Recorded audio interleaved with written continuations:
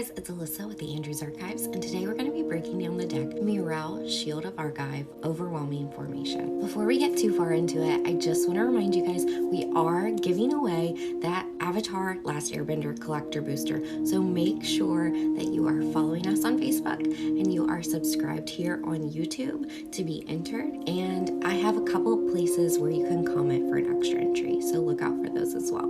Now let's get into this deck. It is a mono white soldier deck that wins by doing one thing extremely well.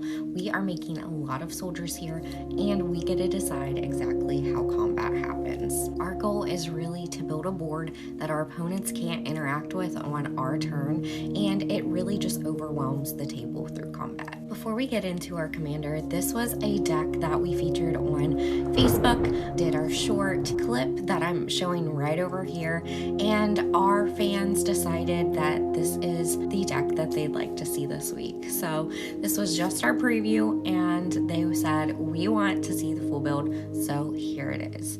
We are really excited to show you guys this. I have a lot of fun building these, and of course Dylan did the feature again. He is so great at coming up with these ideas, and I just love showing you guys what we've done with the builds. Myrel does two very important things. First, during our turn, opponents can't cast spells or activate abilities of artifacts, creatures, or enchantments. This means once we move to combat, the board is actually pretty much locked down. Second, whenever she attacks, she gets to create X11 soldier tokens, where X is the number of soldiers we already control.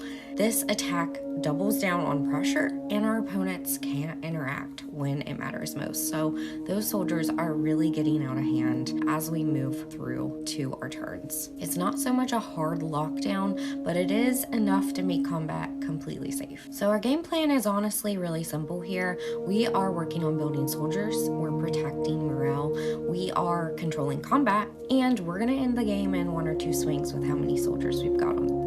Our early game is really focused on setup. We want those mana rocks like Soul Ring, Pearl Medallion, and Marble Diamond.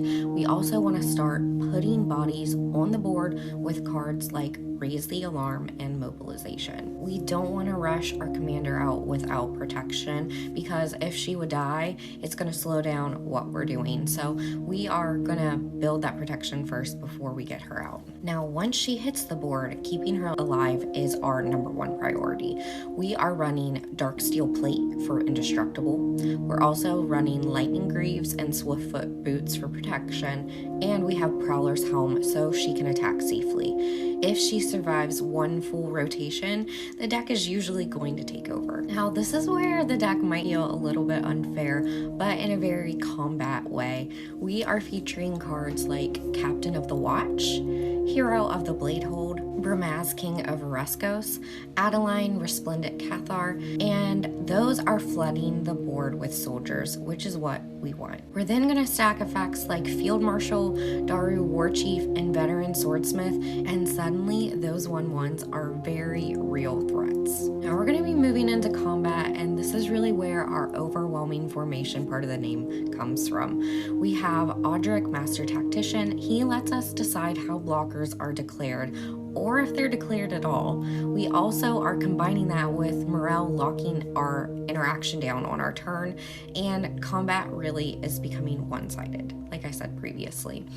Our opponents can see what's coming, but they just can't stop it. Now, we are running some interaction here, but it's really focused and fair. Swords to Plowshares, Path to Exile, and we do have some board wipes like Farewell and Austere Command if things would get out of hand. We are also making sure we have some protection like Teferi's Protection and Flawless Maneuver that would help us keep our board when it matters. All right, let's get into finishing the game. We've got some big slashy token spells here and combat finishers. Finale of Glory, Decree of Justice, Deploy to the Front, and Nomad's Assembly. And honestly, if the board is already wide, we could just use Akroma's Will or True Conviction, which would end the game immediately. We are not needing a bunch of infinite combos or anything. just one clean attack with those soldiers on the board. There's so many by now, it's going to not take very long to finish everybody up. Thank you guys so much for watching. The full build is linked down below, and make sure you like, follow, subscribe. Check out our other platforms if you're interested. We do a lot of different things on each of our platforms, and we are so excited to be able to give away that Avatar Last Airbender collector booster box right here. So make sure that you are following along on Facebook and subscribed here on YouTube, and you could win this.